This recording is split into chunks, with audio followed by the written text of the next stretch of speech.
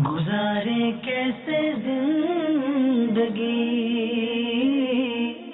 آؤ علماء سے پوچھ لیں، آئے جو مشکل پیش کوئی، آؤ علماء سے پوچھ لیں۔ الحمدللہ رب العالمین والصلاة والسلام على سید المرسلین، اما بعد فاعوذ باللہ من الشیطان الرجیم، بسم اللہ الرحمن الرحیم۔ الصلاة والسلام علیک یا رسول اللہ، الصلاة والسلام علیک یا حبیب اللہ، الصلاة والسلام علیک یا نبی اللہ، وعلی آلک واصحابک یا نور اللہ۔ میٹھے میٹھے اسلام بھائیو، دارالافتاء اہل سنت کے سلسلے کے ساتھ ایک مرتبہ پھر حاضر ہیں۔ الحمدللہ اس میں دارالافتاء اہل سنت کے مفتیان اکرام ہمارے ساتھ ہوتے ہیں اور آپ کی جانب سے پوچھے جانے والے سوالات کے جوابات عطا فرماتے ہیں۔ سوالات کے آغاز سے پہلے درود پاک کی فضیلت سنتے ہیں۔ نبی کریم صلی اللہ تعالی علیہ وآلہ وسلم نے ارشاد فرمایا، جو کوئی شخص مجھ پر ایک مرتبہ درود پاک پڑھے، اللہ تعالی عز و جل اس کے لیے ایک قرات اجر لکھ دیتا ہے اور ایک قرات احد پہاڑ جتنا ہے۔ صلو علی الحبیب صلی اللہ تعالی علی محمد صلی اللہ تعالی علیہ وآلہ وسلم۔ حضور رمضان شریف کا مہینہ ہمارے قریب ہے اور اس طرح کے جتنے بھی مہینے آتے ہیں، رمضان، ربیع الاول ہو گیا یا اور جو محرم کا مہینہ آ گیا، تو اس طرح کے مہینوں سے پہلے، بلکہ آج کل تو ہر مہینے سے پہلے ہی میسج چلنا شروع ہو جاتے ہیں کہ جو اس مہینے کا استقبال کرے اور اس کے حوالے سے یہ کرے، اس کے لیے یہ جنت ہے، یا اس طرح کے میسج۔ تو کیا اس طرح کی کوئی حدیثیں موجود ہیں کہ جو استقبال کے حوالے سے دلالت کرتی ہوں؟ الحمدللہ رب العالمین والصلاة والسلام علی سید الانبیاء والمرسلین، اما بعد فاعوذ باللہ من الشیطان الرجیم، بسم اللہ الرحمن الرحیم۔ اس طرح کے میسیجز یا جو ہے وہ پیغامات سوشل میڈیا کے اوپر عموماً جو ہے وہ کثرت سے گردش کرتے رہتے ہیں، اور اس میں اس طرح کی یہ بات عموماً لکھی ہوئی دکھائی دیتی ہے کہ جو سب سے پہلے جو ہے وہ ماہ رمضان کی خوشخبری دے یا کسی اور مہینے کی خوشخبری دے تو اس کے لیے جو ہے وہ جنت کے وجوب کا لکھا ہوتا ہے۔ اس لیے لوگ جو ہے وہ شعبان سے ہی پہلے سے ہی جو ہے وہ ایڈوانس کے اندر جو ہے وہ ماہ رمضان کی ایک دوسرے کو خوشخبریاں دے رہے ہوتے ہیں۔ صحیح۔ نبی کریم صلی اللہ تعالی علیہ وسلم کی حدیث مبارکہ ہے، من کذب علی متعمدا فلیتبوأ مقعدہ فی النار، کہ جو شخص مجھ پر جھوٹ باندھے جان بوجھ کر تو وہ اپنا ٹھکانہ جہنم میں بنا لے۔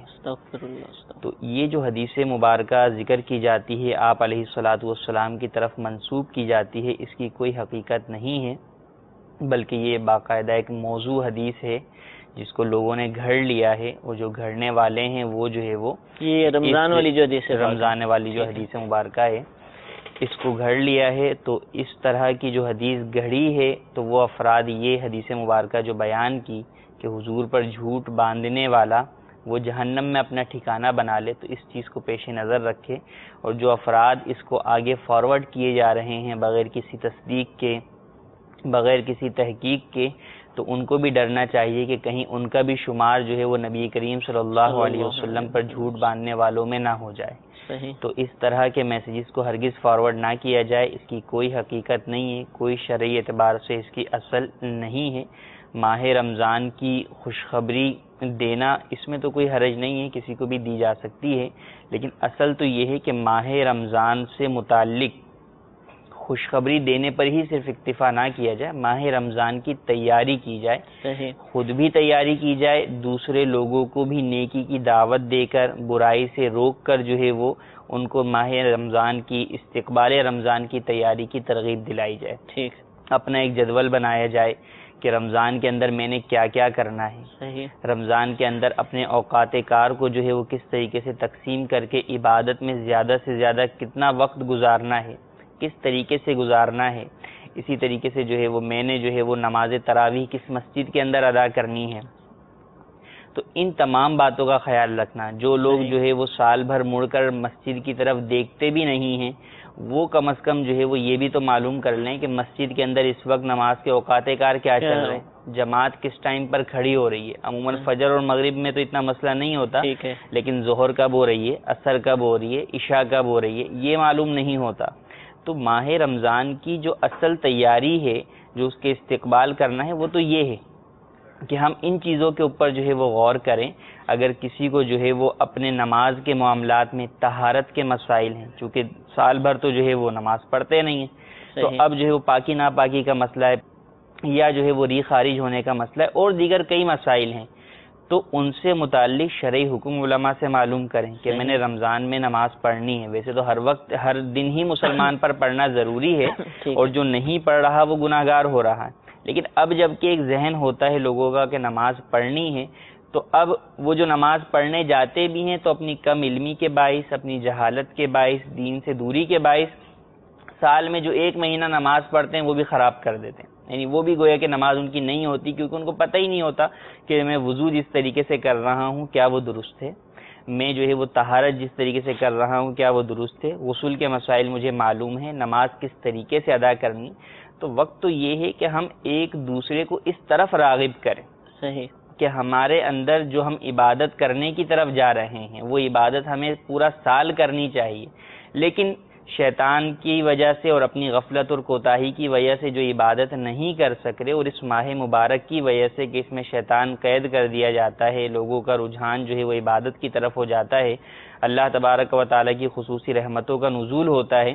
اب بندہ جب عبادت کی طرف جا رہا ہے تو کم از کم عبادت جو ایک ماہ کی بھی ادا کرے وہ درست تو ادا ہو. یہ نہ ہو کہ مسجد کے اندر ناپاکی کی حالت میں ہی کھڑا ہوا ہو، یا روزہ رکھ رہا ہے تو پورے دن بھوکا پیاسا بھی رہ رہا ہے، اور آخر میں جب نامہ اعمال کل قیامت میں کھلے تو پتہ چلے کہ یہ تو روزے ہی جو ہے وہ زیرو ہوئے ہیں، یہاں تو کوئی روزہ ہی نہیں رکھا ہوا. اس نے کیوں نہیں رکھا ہوا؟ اس لیے کہ جناب وہ تو سحری کے بعد پانی پی لیا تھا، یا تو اس لیے کہ جو ہے وہ دن کے اندر کوئی ایسا فیل ہو گیا تھا جس کی وجہ سے روزہ ٹوٹ گیا تھا اور ہمیں پتہ ہی نہیں چلا. تو ان چیزوں کو سیکھنا یہ بے حد ضروری ہے کہ رمضان سے پہلے ہم آپس میں اس چیز کا احساس بیدار کریں، ہر ایک شخص دوسرے کے پاس دینی مسائل کے حوالے سے جو ہے وہ کوئی چیز میسج کرے.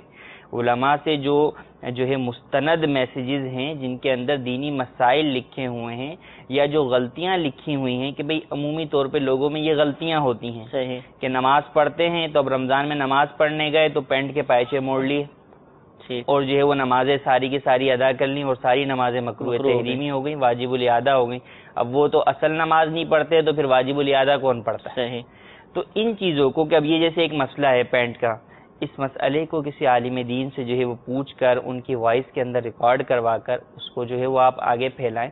اسی طریقے سے مدنی چینل کے مختلف جو ہے مدنی گلدستے ہیں، مدنی پھول لکھے ہوئے ہیں، مدنی پھول لکھے ہوئے، دارالفتہ اہل سنت کے مختلف کلپس ہیں جس کے اندر جو ہے وہ اہم مسائل جو کہ پتہ ہے کہ عموماً لوگ اس میں غلطی میں مبتلا ہوتے ہیں، صحیح، ان چیزوں کو فارورڈ کریں آپس میں، تاکہ لوگ جو کہ اس مہینے کے اندر عبادت کی طرف جا رہے ہیں کم از کم ان کی اس ایک ماہ کی عبادت تو درست ہو جائے. اور اسی کے صدقے میں جب ایک عبادت درست طریقے سے ادا کریں گے، یہ بھی ایک بہت بڑی وجہ ہے کہ رمضان کے پورے مہینے لوگ عبادت تو کرتے ہیں، اس کے بعد یکسر عبادت سے غافل ہو جاتے ہیں. صحیح. حالانکہ جب بندہ 30 دن ایک مسلسل جو ہے وہ عبادت کر رہا ہے تو اس میں تو مزید ذوق و شوق پیدا ہونا چاہیے اور آگے اس کا سلسلہ چل جانا چاہیے، اور ایسا ہوتا بھی ہے. لیکن کہاں ہوتا ہے؟ وہیں ہوتا ہے جہاں پہ جنہوں نے جو عبادت کی ہوتی ہے وہ درست طریقے سے کی ہوتی ہے. اب وہ عبادت تو غلط طریقے سے کی ہوئی ہے، تو وہ جو عبادت جب یعنی نماز بغیر وضو کے اگر آپ نے پڑھی تو اس کی تو کوئی روحانیت ہی نہیں ہوگی. جب روحانیت ہی نہیں ہوگی تو وہ نماز جو ہے وہ برائی سے بھی نہیں بچائے گی، بے حیائی کی باتوں سے بھی نہیں بچائے گی، تو وہ نماز جو ہے وہ فائدہ نہیں دیتی. صحیح. تو کم از کم ان مسائل کو سیکھ کر درست طریقے سے جب نماز پڑھیں گے، تراویح پڑھیں گے، فرض نمازیں پڑھیں گے، روزے رکھیں گے، تو پھر جب درست طریقے سے یہ عبادتیں ادا ہوں گی تو ان کی روحانیت انسان کو پورے سال کے لیے نمازی بنا دے گی. صحیح. ان کی روحانیت پھر جو ہے وہ انسان کو پورے سال کے اندر جو ہے وہ گناہوں سے بچنے والا بنا دے گی، اس کو بے حیائی کے کاموں سے روک دے گی. عید کے موقع پر بھی پھر اس کو وہ بے حیائی سے روکے گی، کیونکہ 30 دن کی نمازوں کی روحانیت جو ہے وہ اس کے ساتھ کھڑی ہوئی ہوگی. شیطان جب اس کے سامنے آئے گا، اس کو بہکائے گا، تو یہ روحانیت اس کا مقابلہ کرے گی. مناظر یاد آ جائیں گے رمضان شریف کے. جی بالکل، مناظر یاد آ جائیں گے، اور ایک ذوق ہوگا، شوق ہوگا. اب جیسے نماز ہی پڑھنی ہے، اب نماز کے اندر جو ہے وہ سال کے اندر تو نماز پڑھنے گئے، اب امام صاحب کے پیچھے جو ہے وہ کھڑے ہوئے ہیں، اب جو ہے وہ ذہن جو ہے وہ کاروبار کی طرف لگا ہوا ہے، دیگر مسائل کی طرف رمضان لگا میں ہوا ہے. کاروبار بڑھ جاتا ہے. جی، تو اب اس کا ایک بہتر طریقہ یہ بھی بیان کیا کہ وسوسے نماز میں آتے ہیں، تو آپ جو نماز میں اذکار و اوراد پڑھتے ہیں، ثنا پڑھ رہے ہیں، دعا پڑھ رہے ہیں، رکوع کی تسبیح پڑھ رہے ہیں، فاتحہ پڑھ رہے ہیں، ان کے ترجمے کو یاد کریں. صحیح. بار بار اس کو ریپیٹ کریں، آپ ترجمے کو پڑھیں. اس سے یہ ہوگا کہ جب آپ سجدے کے اندر کہیں گے سبحان ربی الاعلیٰ، تو اس کا جو مفہوم ہے کہ رب جو ہے وہ پاک ہے اور سب سے بلند ہے، یہ آپ کے ذہن میں ایک جو ہے وہ آ جائے گا. یہ کئی طرح کے جو ہے وہ مسائل ہیں. روزے کی احتیاطیں، روزے کی جو ہے وہ روزوں میں پائے جانے والی عام غلطیاں، نمازوں میں پائے جانے والی عام غلطیاں. اسی طریقے سے جو ہے وہ مسجد کے اندر جاتے ہیں تو آداب مسجد، سال میں ایک بار جب گئے ہوئے اور مسجد کے اندر شور شرابہ کر رہے ہیں، مسجد کے اندر جو ہے وہ تقدس کا خیال نہیں رکھ رہے، جو بچے نماز پڑھنے آئے ہوئے ہیں انہیں مار رہے ہیں اپنی صفوں کو مکمل کرنے کے لیے، ان کی بد دعائیں لے رہے ہیں. کئی طرح کے نہیں. مسجد بھی رمضان کے اندر آپ دیکھیں تو مسجد کے اندر بھی جو ہے وہ ایک طریقے سے شور و غل مچا ہوا ہوتا ہے. وہ یہی ہوتا ہے کہ ایک بار پڑھنے آئے ہوئے تو پتہ تو ہوتا نہیں ہے کہ نماز جو ہے وہ پڑھنی کس طریقے سے ہے، صف میں کھڑا کس جگہ ہونا ہے، اگر میری رکعتیں کچھ فوت ہو جائیں گی تو انہیں کیسے کرنا ہے، اگر جماعت کھڑی ہوئی ہے تو اس کو پانے کے لیے میں نے بھاگ کر جانا ہے، اطمینان سے جانا ہے. مسجد میں بھاگنا کیسا ہے، افطار کے وقت عموماً آپ دیکھیں گے لوگ بھاگتے ہوئے جو ہے مسجد کی طرف جا رہے ہوتے ہیں. تو اس تمام باتوں کا خیال رکھنا. اسی طرح جو ہے وہ منہ میں جو ہے وہ ذرات ہوتے ہیں کھانے کے، ان کے ساتھ نماز پڑھ رہے ہوتے ہیں. تو ان تمام چیزوں کو جو ہے وہ خیال رکھنا بے حد ضروری ہے. اسی لیے امیر علیہ سنت جو ہے وہ فرماتے ہیں کہ ماہ شعبان میں ہی فیضان رمضان کتاب کا مطالعہ کر لیں، کہ کئی ایسی چیزیں ہیں کہ جنہوں نے پڑھی ہوئی بھی ہوتی ہے، توجہ نہیں ہوتی، جب اس کو پڑھ لیتے ہیں، کتاب کو ریپیٹ کر لیتے ہیں تو بہت ساری باتیں جو ہے وہ دوبارہ جو ہے وہ انسان کے ذہن میں آ جاتی ہے. اور جب ماہ رمضان میں وہ کام کرنے جا رہا ہوتا ہے تو پڑھا ہوا اس کو کلک کرتا ہے کہ یہ کام میں نے کرنا ہے اور یوں کرنا ہے، اور یہ کام میں نے نہیں کرنا. ٹھیک. اور رمضان میں جو ہے وہ کوشش کیجئے کہ جو اسلام بھی کر سکتے ہیں وہ 30 دن کا اعتکاف کر لیں.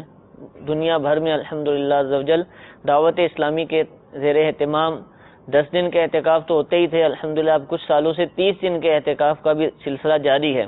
تو جن اسلامی بھائیوں سے بن پڑے وہ اپنے اپنے شہروں میں، اور زیادہ اگر کوشش کریں تو عالمی مدنی مرکز فیضان مدینہ میں تشریف لے آئیں. انشاءاللہ عزوجل یہاں مدنی مذاکروں کا سلسلہ ہوگا. ظہر میں بھی مدنی مذاکرے ہوں گے، تراویح کی نماز کے بعد بھی مدنی مذاکرے ہوں گے، نماز سیکھنے سکھانے کے حلقے بھی ہوں گے، دعائیں بھی یاد کروائی جائیں گی. مسجد کے اندر بیٹھیں گے تو انشاءاللہ عزوجل رمضان شریف کے اندر عبادت کرنے کا صحیح ذوق ہمیں حاصل ہو پائے گا. اور جو سوال ہم نے کیا تھا میسج والا، اس کے اندر ہمیں بہت زیادہ احتیاط سے کام لینا ہے. جب تک ہمیں تصدیق نہ ہو کہ جو ہم چیز میسج کر رہے ہیں، آگے ہم بڑھا رہے ہیں، یہ بالکل درست ہے، کسی عالم سے، کسی دین کا علم رکھنے والے سے جب تک ہم معلوم نہ کر لیں، خود کتاب سے نہ دیکھ لیں، اس وقت تک اس چیز کو آگے نہ بڑھائیں. جن چیزوں کے بارے میں پتہ نہیں، ہمیں ایک میسج آتا ہے، ہمیں یہ بھی معلوم نہیں ہوتا کہ یہ میسج کس نے کیا ہے، اور یہ بھی معلوم نہیں ہوتا کہ ٹھیک ہے یا غلط ہے، بس وہ دینی الفاظ پر مشتمل ہوتا ہے تو ہم اس کو آگے فارورڈ کر دیتے ہیں. اور آگے بھی اسی طرح کے لوگ ہوتے ہیں. تو یہ سلسلہ چلتا رہتا ہے جس کی وجہ سے لوگوں کے اندر غلط باتیں عام ہو جاتی ہیں.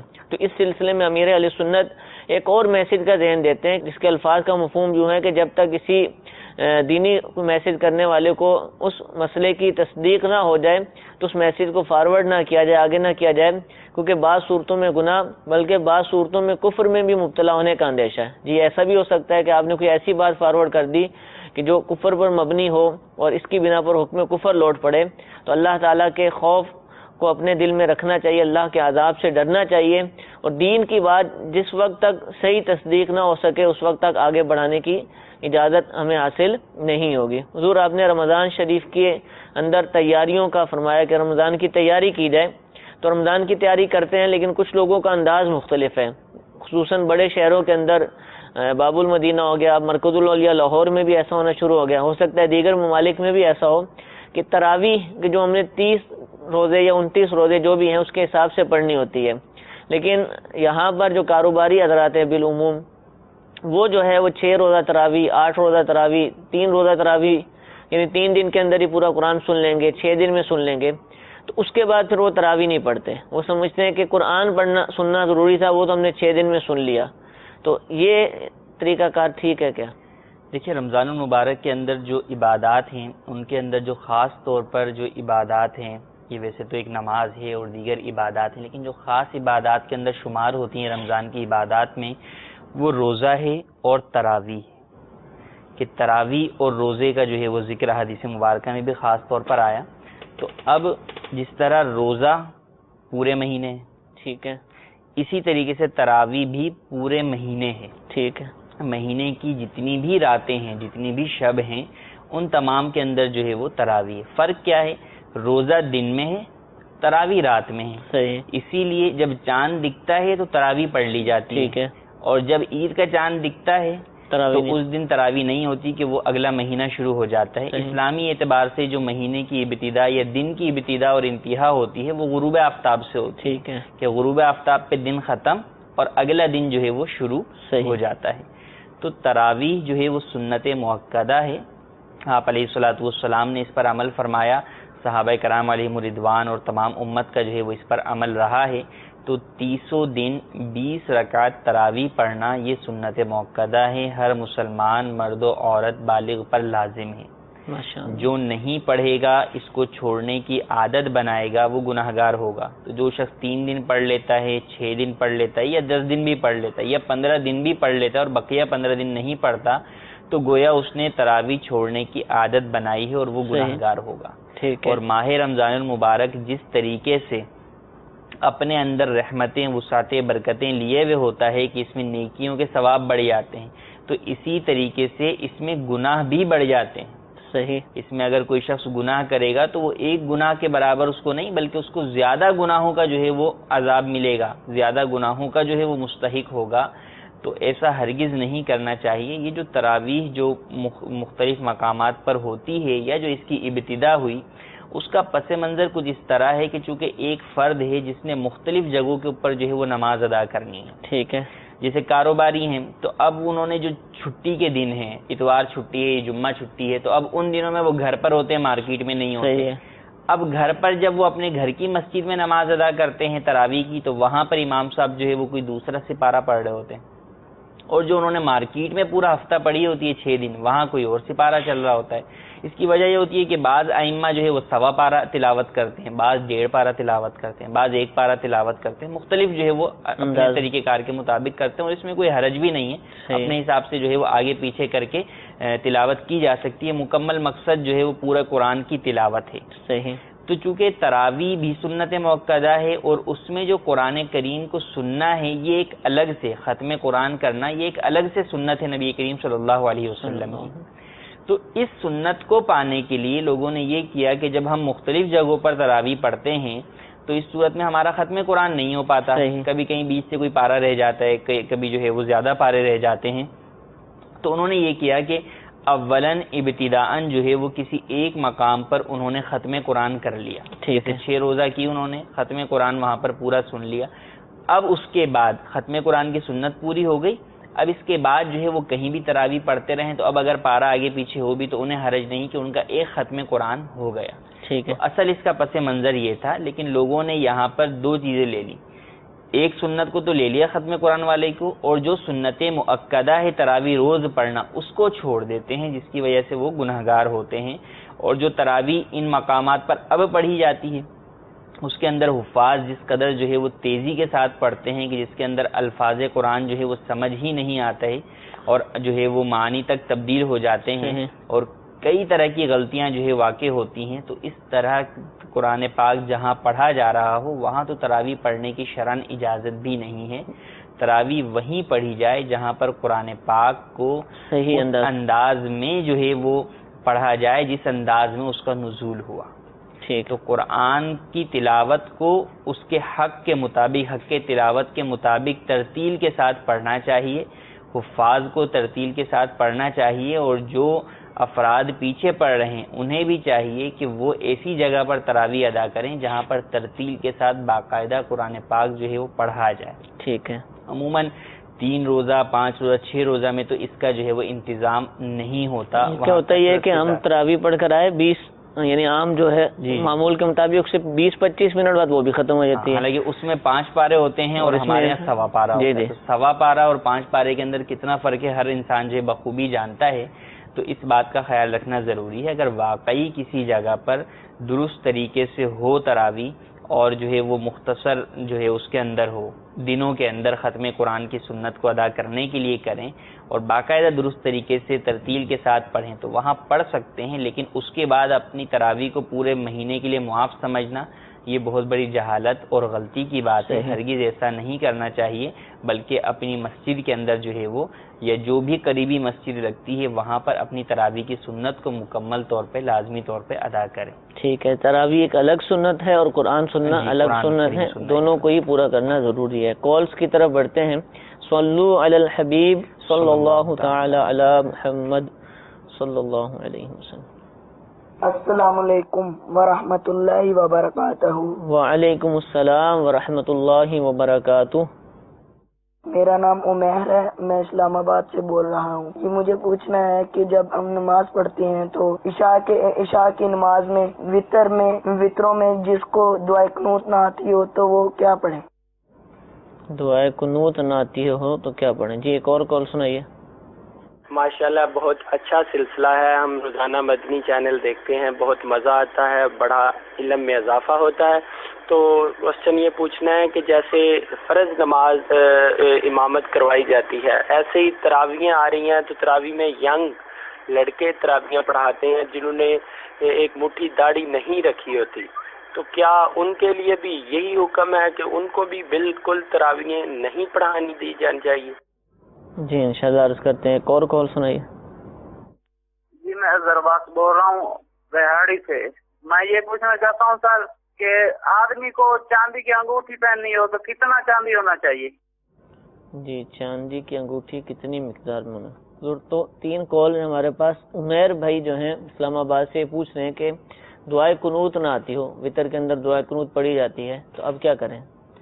وطر میں دعائے قنوت جو ہے وہ پڑھی جاتی ہے، اور چونکہ ماہ رمضان آ رہا ہے اس کے اندر وطر کی بھی جماعت ہوتی ہے، امام کے ساتھ شامل ہوتے ہیں. لیکن جو قنوت کا مقام ہوتا ہے جہاں پر قنوت پڑھنی ہے وہاں پہ امام بھی اپنی قنوت پڑھتا ہے اور جو پیچھے مقتدی ہیں وہ بھی اپنی قنوت پڑھتے ہیں.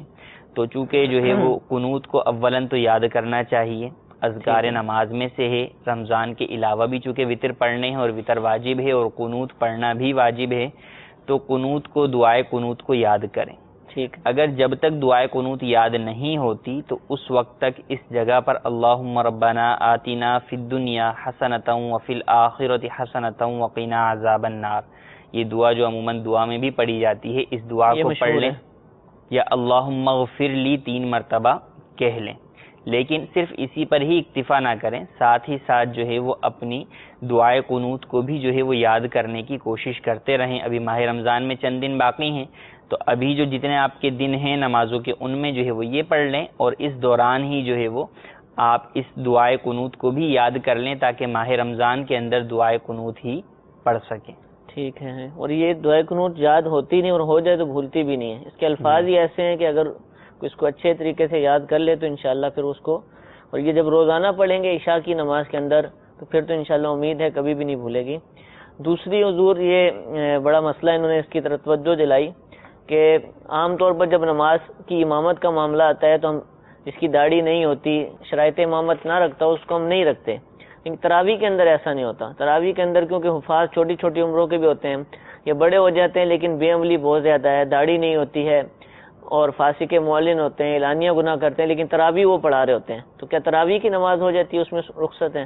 دیکھیں اصل یہ ہے کہ امام جو ہے وہ مقتدیوں اور اللہ تبارک و تعالی کے درمیان جو ہے وہ وسیلہ ہوتا ہے، کہ مقتدیوں کی گویا کہ جو گفت و شنید ہو رہی ہوتی ہے اللہ تبارک و تعالی کی بارگاہ میں ان کی معروضات کو پیش کرنے والا ہوتا ہے. تو اسی لیے امام کا متقی پرہیزگار ہونا، مسائل نماز کا جاننے والا ہونا، فاسق مولن نہ ہو. کیونکہ جب متقی ہوگا تو فاسق مولن نہ ہوگا، جو فاسق مولن ہوگا وہ متقی نہ ہوگا. تو یہ ہر نماز کے اندر ضروری ہے، کیونکہ ہر نماز میں حاضری تو رب کی بارگاہ میں ہی ہے نا. فرض نماز میں بھی حاضری رب کی بارگاہ میں ہے، نفل میں بھی رب کی بارگاہ میں ہے، اور جو ہے وہ تراویح کے اندر بھی رب کی بارگاہ میں ہے. تو یہ تو مقتدیوں پر لازم ہے کہ دیکھیں ایک چیز ہے سنت ختم قرآن کرنا اور ایک ہے تراویح کا ادا کرنا. ٹھیک ہے. تو ختم قرآن کی جو سنت ہے اور ایک تراویح کی جو سنت ہے، تراویح روزانہ پڑھنا، درست طریقے سے پڑھنا، یہ سنت ختم قرآن سے زیادہ والی ہے. صحیح. کہ یہ سنت مؤکدہ ہے. تو اگر ختم قرآن نہیں ہوتا تو اس صورت میں تو گناہگار نہیں ہوں گے. ٹھیک ہے. لیکن اگر جو ہے وہ تراویح کی سنت اس طریقے سے فوت ہو جائے کہ تراویح پڑھے ہی نہیں، نماز ہی نہ ہو، پچھلے سوال میں بات کی، یا یہ کہ تراویح جو ہے وہ پڑھ رہے ہیں لیکن وہ واجب الاعادہ ہو رہی ہے، تو اس صورت کے اندر گناہگار ہوں گے. تو جب تقابل ہوا کہ ایک طرف تو گناہ نہیں ہے اور دوسری طرف گناہ ہو رہا ہے، تو ہمیں اپنے آپ کو اس گناہ سے بچانا ضروری ہے. صحیح. ہر نمازی پر یہ بات ضروری ہے کہ جب میں کسی امام کے پیچھے نماز ادا کر رہا ہوں تو مجھے اپنی نماز درست کرنی ہے. ٹھیک. تو میں اپنی نماز کے لیے، اس کی درستگی کے لیے جو کچھ ہو سکے وہ کروں گا. یہاں عموماً بعض لوگ یہ کہتے ہوئے سنائی دیتے ہیں کہ جناب اللہ جو ہے وہ کرنے والا ہے، یہ بندہ جو ہے وہ پڑھا رہا ہے، اس کے اوپر ہی سب کچھ ہے. یعنی امام کے اوپر رکھ دیتے ہیں کہ بھئی ہمیں تو کوئی فکر نہیں ہے، اگر غلط ہے تو یہ اللہ کے یہاں جواب دے گا، ہمیں کیا، ہم تو جو ہے وہ نماز پڑھ رہے ہیں، اب اگر غلط ہے تو یہ. تو بات یہ کہ کاروبار میں تو آپ ایسا نہیں کرتے کہ اگر کوئی آپ کا پیسہ لے کے جائے تو آپ اس کے اوپر پیسہ صرف اس چیز پہ چھوڑ دیں کہ بھائی اگر یہ دھوکہ کرے گا یا یہ جو کرپشن کرے گا تو یہ اللہ کے یہاں جواب دے گا، ہمیں کیا ہے. تو کاروبار میں جب اپنا پیسہ ہے، اپنا مال ہے، تو وہاں پر ہم ہر طریقے کی حفاظت کرتے ہیں. اور جب بات آ جاتی ہے عبادت کی، جس کے اوپر جو ہے وہ نجات آخرت ہے کہ آخرت کے اندر نجات ہی ان عبادات کے ذریعے سے ملنی ہے، رب تعالیٰ کی بارگاہ میں یہ عبادات مقبول ہوں گی تو رب کی رحمت سے جو ہے انسان کو جو ہے وہ نجات ملے گی. تو اب یہاں پر اس طرح بے پرواہی کرنا، لاپرواہی کا مظاہرہ کرنا، یہ ہرگز ایک مسلمان کی شان کے جو ہے وہ لائق نہیں ہے. بلکہ چاہیے کہ اپنی نماز کی حفاظت اپنے مال سے زیادہ کریں، اور اس کے لیے یہ دیکھیں کہ جو شخص کو آپ نمائندہ بنا رہے ہیں، اپنی نماز کا امام بنا رہے ہیں، مقتدی پیشوا بنا رہے ہیں، کیا وہ اس کا اہل ہے. اگر وہ اہل نہیں ہے تو اس کے پیچھے نماز ہرگز ادا نہ کریں، اور حتی الامکان اہل محلہ، دیگر افراد، مسجد انتظامیہ سے بات کر کے اس کو تبدیل کروائیں. ٹھیک ہے. حافظ کے لیے بھی یہ ضروری ہے کہ وہ بھی اس بات پر غور کرے کہ میں ان تمام لوگوں کی نماز پڑھا رہا ہوں، میرے اوپر کتنی بڑی ذمہ داری ہے کہ کل قیامت میں اللہ تبارک و تعالیٰ کے یہاں مجھے ان سب کی نمازوں کا جواب دینا ہے. ٹھیک ہے. تو اس بات کا خیال رکھنا ضروری ہے. البتہ یہ ہے کہ بعض جو ہے وہ حفاظ ہوتے ہیں جو کہ بالغ ہوتے ہیں لیکن ان کی داڑھی نہیں آتی.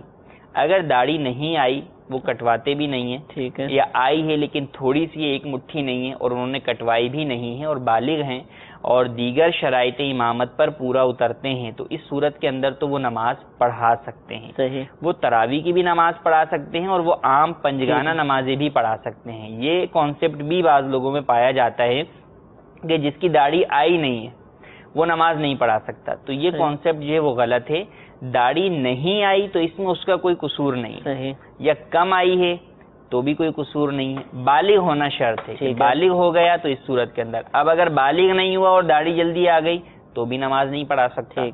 ہاں، جس کی داڑھی آ گئی ہے اور وہ کٹواتا ہے یا جو ہے وہ ایک مٹھی سے کم کرواتا ہے، اس کے پیچھے نماز پڑھنا جائز نہیں ہے. بعض لوگ جو ہے وہ یہ بھی کرتے ہیں حفاظ کہ وہ ماہ رمضان سے جو ہے وہ 1-1.5 ماہ پہلے جو ہے وہ داڑھی رکھنا شروع کر دیتے ہیں، اور پھر تراویح پڑھائی اور اس کے بعد جو ہے وہ چونکہ ایک پیشہ سا اس کو بنا لیا ہے اور ختم قرآن کی جو ہے وہ اجرت بھی لیتے ہیں، تو اس اعتبار سے، پیشے کے اعتبار سے وہ اس چیز کے اندر شامل ہوتے ہیں. عید کے بعد جو ہے وہ داڑھی مڑا دیتے ہیں.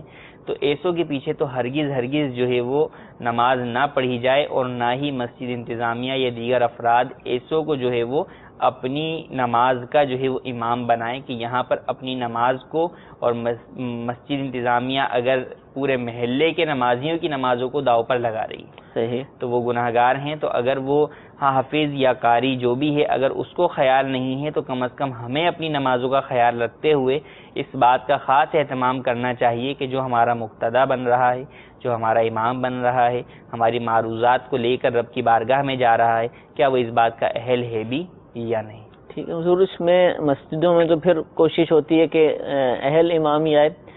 جو گھر کا حافظ ہوتا ہے نا، گھروں میں بھی تراویح ہوتی ہے اور اپنے بیٹے نے پڑھانی ہے، اور ظاہر سی بات ہے باپ تو پڑھے گا، اس کے پیچھے دیگر افراد بھی پڑھیں گے.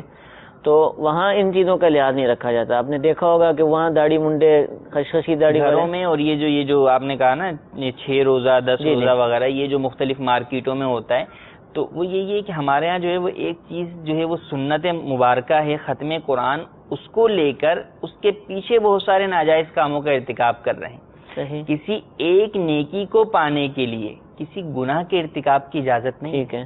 وہ نیکی اگر آپ پا رہے ہیں تو اولاً وہ نیکی ہے کس طور کی؟ وہ نیکی اگر ایک سنت کی ہے اور اس کے ترک میں گناہ نہیں ہے، جبکہ آپ جس طریقے سے جس راستے سے اس نیکی کو پانے کے لیے جا رہے ہیں اس میں کئی گناہ کرنے جا رہے ہیں، تو آپ کے لیے جائز نہیں ہے کہ آپ یہ سارے گناہ کر کے جو اس نیکی کو پالیں، کہ وہ ایک نیکی تو آپ نے پالی اور پیچھے جو سارے گناہ کیے تو یہ گناہ جو ہے وہ اس نیکی کو بھی مٹا دیں گے. صحیح. تو اس بات کا خیال رکھنا ضروری ہے. جیسے بیٹا ہی آپ نے بات کی، تو کبھی بھی باپ جو ہے وہ اپنے شرابی بیٹے کو اپنا مال کا محافظ نہیں بناتا. بالکل ایسے ہی ہوگا. جو اپنے مال کا محافظ نہیں بتاتا تو یوں ہی سمجھ لیں کہ یہاں پر آپ اپنے داڑھی منڈے بیٹے کو اس کی محبت میں آ کر اپنی نمازوں کا مالک نہیں بنائیں گے. آپ کی نمازیں آپ کی ہیں. کل قیامت میں نہ باپ بیٹے کے کام آئے گا نہ بیٹا باپ کے کام آئے گا. بیٹا تو کہہ دے گا کہ میں نے آپ کو کہا تھا میرے پیچھے نماز پڑھ، آپ ہی کو بڑا شوق تھا کہ میرا بیٹا حافظ بنا ہے، چلو بیٹا آگے کھڑے ہو جاؤ، میں تمہارے پیچھے نماز پڑھ لیتا ہوں. تو اس وقت باپ یہ کہے گا کہ تمہیں مجھے یہ بات بتانی چاہیے تھی. تو بات یہ کہ دینی تربیت پہلے ہی مفقود ہے ہمارے اداروں کے اندر، ہمارے جو ہے وہ معاشرے کے اندر، ہمارے جو ہے وہ ماحول کے اندر. تو دینی تربیت کے فقدان کی وجہ سے لوگ صرف شوق کے اندر، محبت کے اندر ان تمام معاملات کے اوپر جو ہے وہ سارے دینی معاملات کا مدار رکھتے ہیں، حالانکہ بالکل غلط ہے. دین کے جتنے بھی نظام ہیں، دین کا جتنا بھی سسٹم ہے، اس کے لیے باقاعدہ ایک مکمل طور پر جو ہے وہ میرٹ سسٹم ہے. ٹھیک ہے، کہ اس کے مطابق اگر آپ اس پر پورا اترتے ہیں تو آپ اس کے اہل ہیں، اگر اس پر پورا نہیں اترتے تو اس کے اہل نہیں ہیں، چاہے وہ آپ کا والد ہو، چاہے آپ کا بیٹا ہو، آپ کا بھائی ہو، بھانجا ہو، بھتیجا ہو، کوئی بھی ہو. ٹھیک ہے. اور کسی کو بھی برا لگے تو وہاں پر چونکہ آپ کو اپنی نماز کی حفاظت کرنی ہے، تو اپنی نماز کی حفاظت کا خاص طور پر اہتمام کرتے ہوئے اس بات کا خیال رکھیں کہ اپنے بیٹے کی محبت میں، اس کے جذبات میں بہہ نہ جائیں، بلکہ اس کو اولاً تو آپ کو یہ درس دینا چاہیے تھا کہ آپ داڑھی رکھو. جب آپ حافظ ہو، اور ہم نے حافظ آپ کو اس لیے بنایا، والدین اسی لیے حافظ بناتے ہیں. اکثر لوگ آپ پوچھیں گے، دنیا دار لوگ بھی بیٹے کو حافظ کیوں بناتے ہیں؟ کہ کل قیامت کے اندر ہماری بخشش کا باعث یہ بنے گا. تو بھائی وہ جو بخشش کا باعث بننے والا بیٹا ہے وہ تو وہ ہے جو قرآن پڑھے اور قرآن پڑھ کر اس پر عمل کرے. صحیح. اس بیٹے نے قرآن تو پڑھ لیا، حفظ بھی کر لیا، اب کتنا اس کو یاد ہے یاد نہیں ہے یہ تو ایک الگ معاملہ ہے، لیکن جو اس نے پڑھا اس پر عمل آپ کے سامنے ہی نہیں کر رہا، آپ کے سامنے ہی ہے. تو اس روایت کو جو جس پس منظر میں ہم اپنے بچوں کو حافظ بناتے ہیں اس کو پورا والدین سامنے رکھیں کہ اگر میں بیٹے کو حافظ بنا رہا ہوں اس لیے کہ کل کو میرے لیے جو ہے وہ نجات کا باعث بنے گا، بخشش کا باعث بنے گا، تو کیا میں اس پوری روایت کے اوپر اپنے بیٹے سے عمل بھی کروا رہا ہوں؟ بعد میں قرآن پر عمل کرنے اور اس پر عمل کروانے کے لیے میں کوشش بھی کر رہا ہوں، بیٹے کو ایسا ماحول بھی میں فراہم کر رہا ہوں جو وہ قرآن پر عمل کرے. یا یہ کہ حافظ تو میں نے بنوا دیا اور اس کے بعد بیٹے کو میں خود کہہ رہا ہوں کہ داڑھی منڈوا دو، یا جھوٹ بولو، یا اور ناجائز کام کرو کیونکہ معاشرہ میں ایسا ہو رہا ہے، تو پھر تو یہ الٹا گناہ ہے کہ ایک تو اس کو پتہ نہیں تھا، اب قرآن پڑھ کر اور پھر قرآن کو پڑھنے کے باوجود قرآن کے خلاف عمل کرنا، یہ تو جو ہے مزید جو ہے وہ کبیرہ گناہوں کے اندر شمار ہوتا ہے. تو اس بات کا خاص والدین کو خیال رکھنا چاہیے کہ اپنے بچوں کو اگر حافظ بنائیں تو اب اس کے بعد ان سے قرآن پر عمل بھی کروائیں، خود بھی کریں، ان کے ذریعے سے خود بھی عمل کریں. بالکل نجات کا ذریعہ اسی صورت میں بنے گا کہ ہم اس کے لیے کوشش بھی کریں. یہ نہیں کہ اپنے ایک بچے کو تو ہم جو ہے وہ حافظ عالم بنا دیں اور جب وہی بچہ ہمیں یہ کہے کہ ابو آپ جو ہے وہ نماز پڑھ لیا کریں تو ہم یہ کہیں چپ ہو جا بھائی تو پڑھ رہا ہے نا کافی ہے. تو یہ چیزیں نہ ہوں.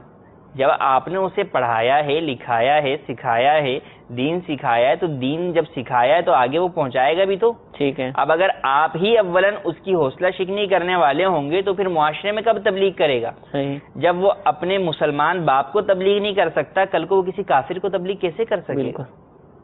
تو اس بات کا جو ہے وہ خاص خیال رکھنا ضروری ہے. ایک اور فرض بھی ہوتا ہے تراویح کے اندر، سامع جس کو کہتے ہیں. جی جی. جو سماعت کرنے کے لیے حافظ صاحب کے پیچھے کھڑے ہوتے ہیں، تو کیا ان کے لیے بھی یہ ساری شرائط ضروری ہیں، یا وہ بلے داڑھی منڈے ہوں جو مرضی کرتے بالکل ہیں؟ جو سامع ہے، دیکھیں بات یہ ہے کہ اسلام کے اندر جو عزت ہے نا وہ ہے متقی کو. ٹھیک ہے. اللہ فرماتا ہے ان اکرمکم عند اللہ اتقاکم، تمہارے میں جو سب سے زیادہ مکرم بندہ ہے وہ ہے اللہ کے نزدیک وہ مکرم ہے جو تم میں تقوی والا ہے. تو تقوی اور پرہیزگاری یہ تو اسلام کی بنیادوں کے اندر ہے. صحیح. تو اور جب مکرم جو بندہ ہوگا آدمی اسی کی عزت کرتا ہے، اسی کی تعظیم کرتا ہے، توقیر کرتا ہے. جب یہ متقی نہیں ہوں گے، یہ دن بھر جو ہے وہ لوڈو گیم کھیل رہے ہوں گے، یہ دن بھر جو ہے وہ ویڈیو گیم کھیل رہے ہوں گے، داڑھی منڈے ہوں گے، پورے سال نمازیں نہیں پڑھتے ہوں گے، تو پھر اس صورت کے اندر جو ہے وہ آپ کیا انہیں متقی سمجھیں گے؟ ہرگز نہیں سمجھیں. یعنی جو متقی آدمی ہوتا ہے وہ ہر وقت متقی ہوتا ہے. یعنی آپ یہ دیکھیں کہ اگر کوئی شخص متقی ہے تو ایسا نہیں ہے کہ آپ اس پہ نماز میں بھروسہ کر رہے ہیں. اگر وہ واقعی متقی ہے تو آپ نماز میں بھی اس پر بھروسہ کرتے ہیں. آپ اپنی بیٹی کا اس سے رشتہ کرنے میں بھی برائی نہیں سمجھتے. اگر کوئی اپنی بیٹی کا رشتہ اس سے کرنے کے لیے آپ سے مشورہ کرے آپ اسے منع نہیں کرتے، بلکہ یہی کہتے ہیں یار بہت نیک آدمی. کوئی مالی معاملہ ہوتا ہے آپ اس کے اوپر بھروسہ کرتے ہیں. اگر کوئی اس کے اوپر جو ہے وہ الزام لگاتا ہے آپ اس کا دفاع کرتے ہیں کہ نہیں یار یہ متقی آدمی یہ ایسا نہیں کر سکتا. تو یہ ساری چیزیں متقی کی صفات میں ہوتی ہیں اور متقی کے لیے آپ کھڑے ہوتے ہیں. لیکن یہی شخص ہے کہ جس کو آپ تراویح کے لیے کھڑا کر رہے ہیں صرف حفظ قرآن کی بنیاد پر، جس کو آپ سماعت کی جگہ پر کر رہے ہیں، اگر اسی سے کوئی آپ سے یہ پوچھے کہ آپ اپنی بیٹی کا اس سے رشتہ کریں گے، نہیں میں تو کبھی نہیں کروں گا. اگر اس کے اوپر کوئی الزام لگے آپ ہرگز اس کے دفاع میں نہیں کھڑے ہوں گے. یعنی باقی سارے معاملات کے اندر آپ اسے متقی نہیں سمجھتے، کیونکہ اس کا پورا جو ہے وہ پس منظر آپ کے سامنے ہے، اس کے تمام احوال واقعات سب کچھ آپ کے سامنے کہ کیا کرتا رہتا ہے. تو جب سامع چونکہ ایک قابل تعظیم شخص ہوتا ہے، مکرم ہوتا ہے، امام کی غیر موجودگی کے اندر اسے نماز بھی تراویح بھی پڑھانی پڑ جاتی ہے. امام کا اگر جو وضو ٹوٹ گیا تو آگے جا کے نماز کو مکمل کرے گا. امام کسی دن نہیں آیا تراویح والا تو یہ جا کے نماز پڑھائے گا. صحیح. امام جو ہے وہ کسی رکعت کے اندر یا کسی صورت میں زیادہ اس کو غلطیاں آ رہی ہیں تو بھی وہ آگے کر دیتا ہے سامع کو کہ آپ جو ہے وہ پڑھا لیں، 2 رکعت پڑھا لیں. تو یہ سارے معاملات تو نماز کے حوالے سے جو ہے وہ خاص ہو جاتے ہیں کہ جب اس کو نماز پڑھانی پڑ جاتی ہے تو اس صورت کے اندر جب یہ اہل ہی نہیں ہوگا، داڑھی منڈا ہوگا، تو اب کیا ہوگا؟ سارے نمازی بھی شکل دیکھتے رہیں گے، امام بھی بیچارہ جو مجبور ہوگا کہ اب میں کیا کروں. تو یہ چیز. پھر جو شخص متقی پرہیزگار ہوگا اس کو قرآن پاک پڑھنے کے اندر، سننے کے اندر، سمجھنے کے اندر ایک الگ فرق حاصل ہوگا بنسبت جو ہے فاسق کے. ٹھیک ہے. کیونکہ قرآن کے اپنے انوار ہیں، قرآن کی اپنی برکتیں ہیں. تو قرآن سے جو فیض حاصل کرے گا حقیقی معنوں میں وہ متقی شخص ہی کرے گا. ٹھیک ہے. جو پرہیزگار ہوگا، جو کہ جو ہے وہ قرآن کے احکامات پر عمل کرنے والا ہوگا. تو اس اعتبار سے بھی ضروری ہے. بعد میں جو ہے وہ حافظ صاحب ہیں یا سامع صاحب ہیں، دونوں کے ہاتھ بھی چومے جاتے ہیں، مصافحہ بھی کیا جاتا ہے، ان کی جو ہے وہ آؤ بھگت بھی کی جاتی ہے. تو اب اگر سامع جو ہے وہ فاسق مولین ہوگا، داڑھی منڈا ہوگا، تو اس کے ہاتھ چومنے کی اجازت کب ہوگی؟ صحیح.